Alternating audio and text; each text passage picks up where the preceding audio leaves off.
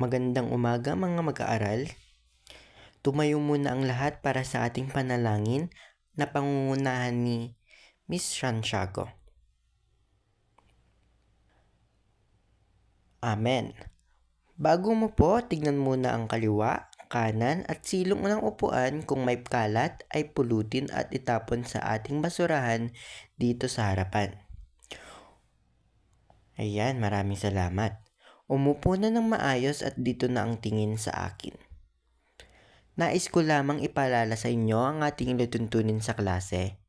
Pakibasa naman ng sabay-sabay ang ating alituntunin. Maraming salamat. Yan ang ating alituntunin sa klase na dapat sundin. Bago tayo dumako sa ating bagong aralin, balikan muna natin ang nakaraang paksa. Mayroon ba kayong naalala tungkol sa ating tinalakay noong nakaraang araw? Tungkol saan ang ating tinalakay noong nakaraang araw? Mahusay. Yan ay ang kabihasnan. Ano nga ba ang kahulugan ng kabihasnan? Magaling. Ngayon naman, ano-ano ang mga salik na nakakatulong sa pag-usbong ng mga sinaunang kabihasnan?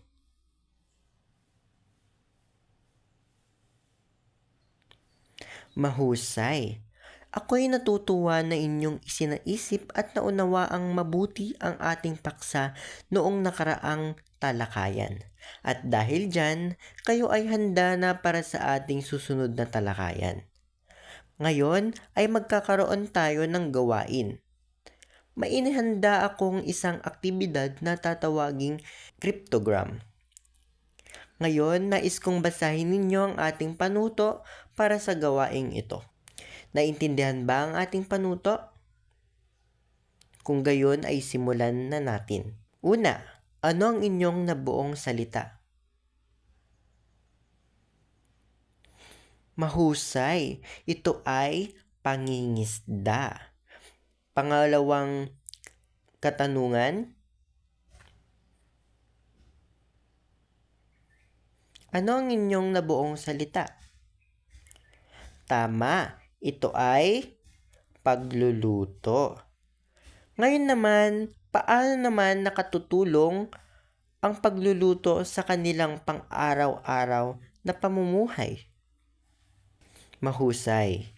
At panghuli, ito ay yaman. Magaling. Paano nakatutulong ang yaman o likas na yaman sa kanilang pang-araw-araw na pamumuhay? Tama. Ngayon, sa inyong sinagutan, ano ang inyong nabuong salita para sa ating talakayan ngayong araw? Magaling. Ito ay sinaunang pamumuhay. Ang ating paksa ngayong araw ay sinaunang pamumuhay. Ngayon naman ay tatalakayin natin ang pamumuhay ng mga Asyano.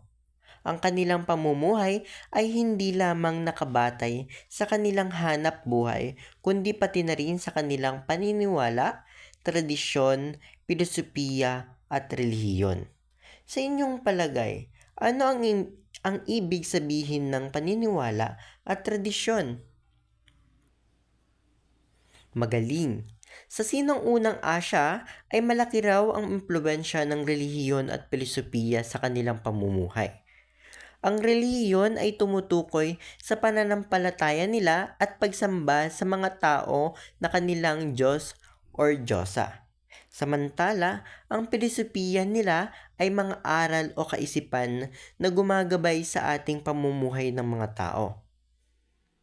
Sa inyong palagay, paano kaya naka-aapekto ang relihiyon at pilosopiya sa pamumuhay ng mga sinaunang Asyano? Magaling. Dahil sa kanilang paniniwala at tradisyon, nagkaroon ng mga gawain at kaugalian mga sinaunang Asyano na kanilang sinusunod sa pang-araw-araw na pamumuhay. Bilang mga mag-aaral, bakit mahalagang pahalagahan natin ang paniniwala at tradisyon ng mga sinaunang Asyano?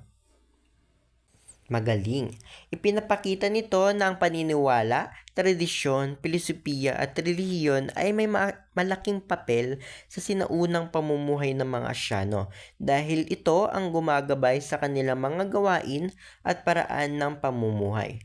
Batay sa ating naging talakihin kanina, may inanda uli ako isang gawain na tinatawag na suriin at iugnay. Pakibasa ang panuto ng sabay-sabay. Naintindahan ba ang ating panuto? Mahusay kung ganon. Ngayon ay simulan na natin. Unang sitwasyon, mahusay. Ito ay relihiyon. Pangalawang sitwasyon, tama.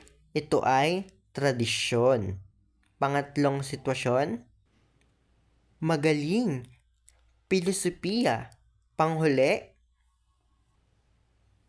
tama. Ito ay paniniwala. Bilang mga mag-aaral, bakit kaya mahalagang pahalagaan ang mga paniniwala at tradisyon ng mga sinaunang Asyano? Mahusay kung ganon. Dito na nagtatapos ang ating talakay ngayong araw. Maraming salamat at goodbye.